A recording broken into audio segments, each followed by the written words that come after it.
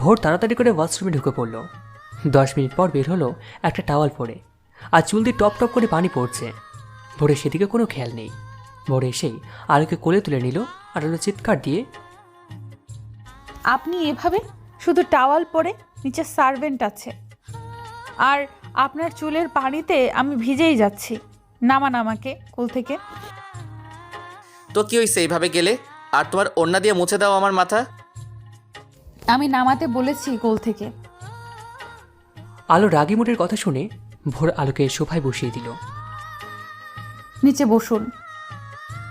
ভোর বসে পড়ল। আলো ওড়না দিয়ে ভোরের মাথা মুছিয়ে দিল। ভোর মাথাটা উঁচু করে আলোর মুখের উপর পানির ফোঁটাগুলো নিজের মুখে দিয়ে মুছে দিল। চলো, আবার ভোরের মুখে মুছে দিল। যান, চেঞ্জ করে আসুন। পরে, অনেক লেট হয়ে গেছে, তোমার খেতে হবে এখনই। নিচের সার্ভেন্ট তো 3জন মেয়ে আছে, তাদের দেখাবেন আপনার বডি? দেখলে কি প্রবলেম? এমন সুন্দর একটা বাড়ি কি শুধু তুমি দেখবে, আর কেউ দেখবে না? আজ আমি কোনো কিছু খাবো না। যদি জোর করেন তো খবর আছে, বলে দিলাম। উপস, সরি। শাড়ি যাচ্ছি চেঞ্জ করতে। আমার বেবি না আসা পর্যন্ত আমার স্বাধীনতা মরে গেছে। কোলে নিতে হবে না, আমি হেঁটে যেতে পারবো, আপনি একটু ধরলেই হবে। সকাল থেকে ভোর খুব ব্যস্ত, যাকে এক কথায় বলে দৌড়ের উপর আছে। একবার নিজেকে দেখছে ক্যাটারিংয়ে সব কিছু ঠিকঠাক আছে কিনা, আর একবার উপরে এসে দেখে আলোর কিছু লাগবে কিনা। সকাল 11টা প্রায়। আলোর বাবা মা দুজনে চলে এসেছে। আলোর সাথে দেখা করে তারা দুজন দুদিকে চলে গেল। আলোর বাবা ক্যাটারিংকে দেখে আর আলোর মা রান্নার দিকে। ভোর এবার একটু শান্তি পেল। আলো চুপচাপ দাঁড়িয়ে ব্যালকনি দিয়ে সবটা দেখছে। হঠাৎ দরজায় নক পড়ে। আলো রুমের ভিতরে আসতে দেখে জেরিন দরজায় দাঁড়িয়ে আছে। আলোকে দেখে, আসবো ম্যাম? হ্যাঁ নিশ্চয়ই। এই মেয়েটা এলো কেন? এই তোমরা আসো, এই বেডে সব জিনিস রেখে যাও। দুজন মেয়ে কিছু প্যাকেট রেখে চলে গেল। এইসব কি? ম্যাম, আপনাকে রেডি করার সামগ্রী। কে রেডি করবে আমাকে? আমি ম্যাম। আমি আপনার কাছে রেডি হব না, আপনি আপনার স্যারকে পাঠিয়ে দিন। কিন্তু ম্যাম, স্যার তো অনেক ব্যস্ত, স্যার কি করে রেডি করবে আপনাকে? স্যার কি শাড়ি পরাতে পারবে? মিস্টার ভোর, মিস্টার ভোর। আলোর কণ্ঠ কোনো মতে ভোরের কানে পৌঁছতেই ভোর দৌড় দিয়ে রুমের মধ্যে হাজির। কি কি হয়েছে? আমাকে রেডি করবে কে? কেন জেরিন? রুম থেকে দুজন বের হন এক্ষুনি। রেডি হবে না? না। আসলে স্যার, ম্যাম চাই আপনি ম্যামকে রেডি করিয়ে দেবেন এটা। কিন্তু আমি তো ব্যাস, না না, আমি রেডি করিয়ে দিব, আমি করিয়ে দিব। আলোর অগ্নি চোখ থেকে কথা ঘুরিয়ে নিল। ওকে স্যার, আমি নিচে গিয়ে দেখছি। জেরিন যাওয়ার পর ভোর দরজাটা লাগিয়ে দিয়ে কিছুক্ষণ আলোর দিকে তাকিয়ে রইল। আলোর আগে চোখে তাকিয়ে আছে। ভোর আলোর দিকে আস্তে আস্তে হেঁটে আসছে। ভোরের আশা দেখে আলোর রাগী চোখ দুটো ধীরে ধীরে শান্ত হয়ে যাচ্ছে। ভোর আলোর কাছে এসে আলোর কোমর জড়িয়ে ধরে। আলো কিছু বলতে যাবে, তার আগে ভোর আলোর ঠোঁটে আঙুল দিয়ে থামিয়ে দেয়। আলো ভোরের চোখের দিকে তাকিয়ে থাকে আর হাত দুটো মুষ্টিবদ্ধ করে রাখে। ভোর আলোর ঠোঁট থেকে হাত সরিয়ে নিয়ে আলোর মাথার পিছনে হাত দিয়ে চুলের কাঁকড়া খুলে দেয়, আর আলোর চুলগুলো দুলতে দুলতে আলোর কান থেকে কোমরে গিয়ে থেমে যায়। আর কিছু অবাধ্য চুল আলোর মুখের সামনে এসে পড়ে। ভোর আলতো করে চুলগুলোকে আলোর কানের পিছে গুছে দেয়। আলোর কানের কাছে মুখ নিয়ে একটা আলতো চুমু খেয়ে,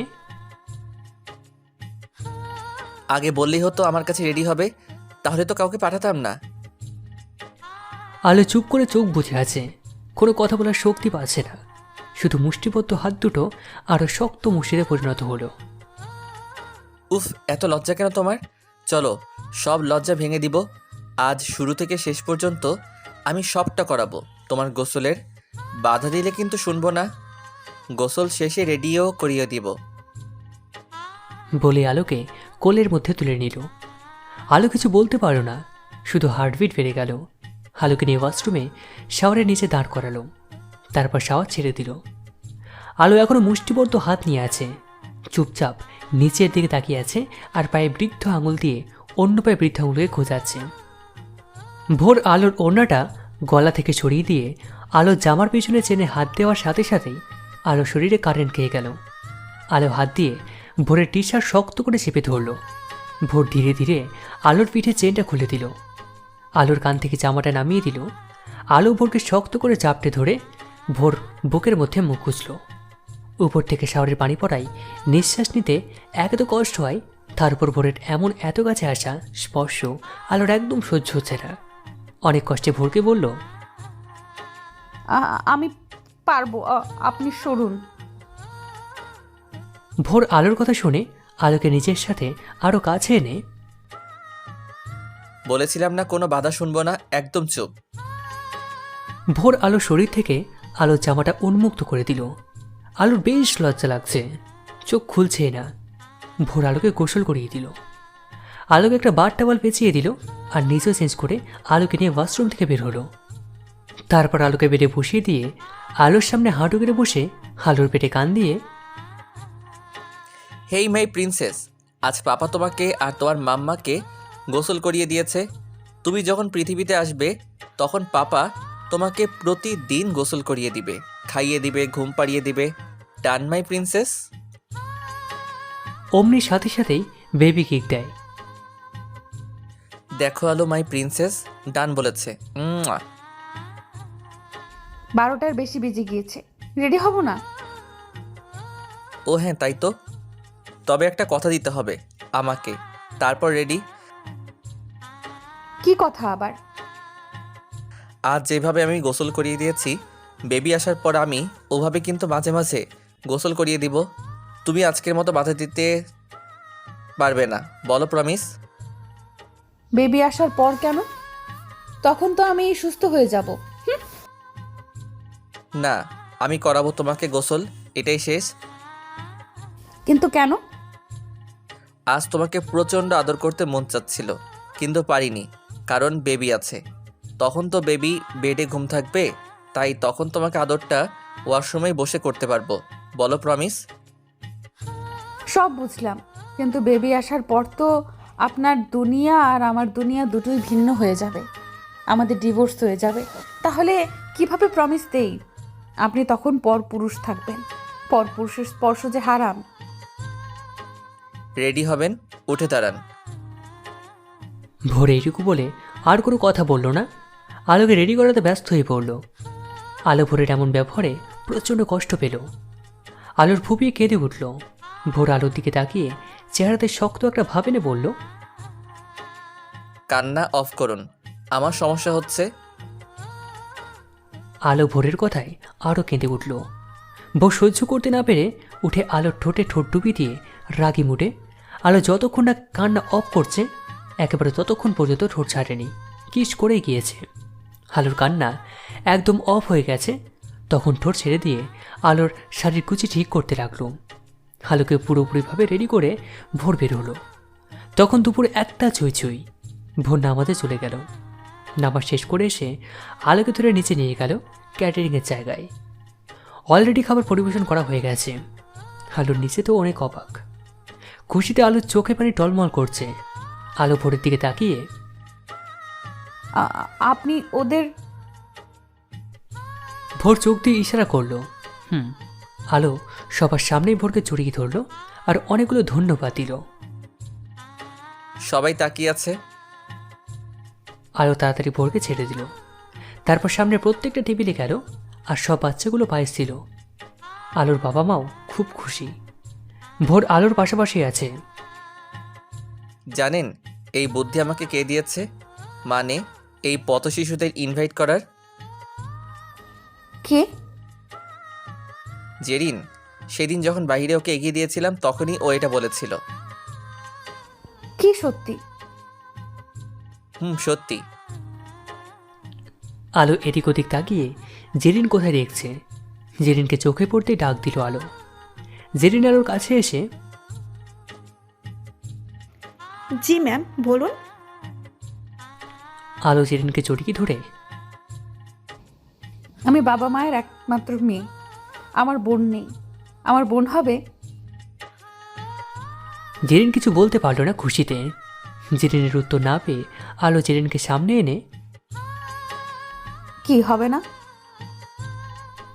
জেরিন মাথা ঝাঁকিয়ে হ্যাঁ বলল, আর চোখের পানিগুলো টুপটুপ করে পড়তে লাগলো। আলো জেরিনের চোখের পানি মুছিয়ে দিয়ে, কাঁদবে না, আজ থেকে আমরা দুই বোন, আর এটা তোমার দুলাভাই, একদম নজর দিবা না। হ্যাঁ জেরিন, আমি তোমার দুলাভাই আর তুমি আমার শালি, যা আধা ঘরওয়ালি। লুচ্চা কোথাকার, সরুন। আলোর কথা শুনে জেরিন ফিক করে হেসে ওঠে। জেরিনের হাসি দেখে আলো হেসে দেয়, আর ভোর ক্যাবলাকান্তের মতো ঘুম মেটে যায়। বাচ্চাদের খাওয়ার পর আলোর মা আলোকে জেরিনকে ভোরকে খাইয়ে দেয়। তা দেখে, হ্যাঁ গো আলুর মা, আমাকে একটু খাইয়ে দিতে, হাত দিয়ে খেতে ইচ্ছে করছে না। তোমার কি বুদ্ধির লোভ পেয়েছে? বাচ্চাটার সামনে কি বলে এগুলো? বাবা, তুমি এখন 3 বেলায় মায়ের হাতে খেতে পারো। আমি তো এখন ওই বাসায় থাকি না যে তোমার রোম্যান্সে ডিস্টার্ব করব। এই মেয়েটাও বাপের মতো নির্লজ্জ হয়েছে। একদম আমার মেয়েকে কিছু বলবো না, আমার মেয়ের মতো মেয়েই হয় না। ও, তাহলে আমি মেয়ে না? আরে কে বলেছে? তুমি তো আমার আরেকটা মেয়ে। মা সব বাবার দলে, আমি আপনার দলে। আমরা মা ছেলে এক টিমে, এমন ঝগড়া করব এরা হেরে যাবে। আমি তো ভুলেই গিয়েছিলাম আপনি ঝগড়াটে, আর আমার মাও একটু ঝগড়াটে মহিলা আছে। আমার বাবাকে জ্বালায় শুধু। আর আপনি যে আমাকে মিনিটে মিনিটে জ্বালান। বাবা দেখো কি বলছে তোমাদের জামাই, আমি কিন্তু খাবো না। না না, খেয়ে নিন, আপনি খুব ভালো মেয়ে, আমি খারাপ, অনেক খারাপ। আপনি খেয়ে নিন, মেডিসিন আছে।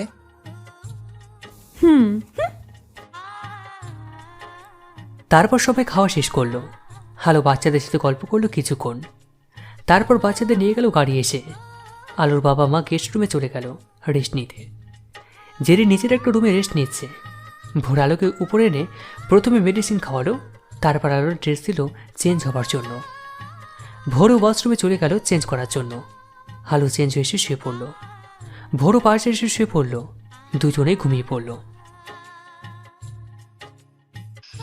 Hello sir. হ্যাঁ বলো, এভাবে হাঁপাচ্ছ কেন? Sir ma'am. কি হয়েছে আলোর? বলো আমার আলোর, কি হয়েছে? ম্যাম পড়ে গিয়েছে স্যার বেড থেকে। সার্ভেন্ট আর বলতে পারল না। ভোর কল করে কেটে গাড়ি ঘুরিয়ে বাড়ির দিকে যাচ্ছে। এলোমেলোভাবে গাড়ি চালাচ্ছে। সামনে কি আছে, কারা আছে, ভোরের মাথায় কিছুই নেই। ভোরের একটাই চিন্তা, ওর এখন আলোর কাছে পৌঁছতে হবে। ভোর 10 মিনিটের ভিতর বাসায় পৌঁছে দৌড়ে উপরে উঠে দেখে আলো ফ্লোরে রক্তাক্ত অবস্থায় পড়ে আছে, আর সার্ভেন্টটা আলোকে তুলতে চেষ্টা করছে। ভোর আলোর এই অবস্থা দেখে ধূপ করে বাঘহীন মানুষের মতো বসে পড়ল। সার্ভেন্টদের ডাকাডাকিতে ভোরের হুঁশ ফিরল। তাড়াতাড়ি করে আলোকে তুলে নিয়ে গাড়িতে বসিয়ে হসপিটালের সামনে সে গাড়ি থেকে আলোকে কোলে নিয়ে উচ্চস্বরে বলতে লাগলো, ডক্টর, ডক্টর, ডক্টর, আমার আলোকে বাঁচান ডক্টর। ভোরের চিৎকার শুনে ডক্টর বের হয়ে, ও মাই গড, নার্স দ্রুত রোগীকে অডিতে নিয়ে এসো। আমি আসছি মিস্টার, আপনি রুলসগুলো মেনে মেনটেন করে আসুন। বলে ডক্টর চলে গেল, আর নার্স এসে আলোকে ওটিতে নিয়ে গেল। ভোর কাঁপা কাঁপা হাতে সব রুলস মেনটেন করে আসে। তখন ডক্টরকে দেখে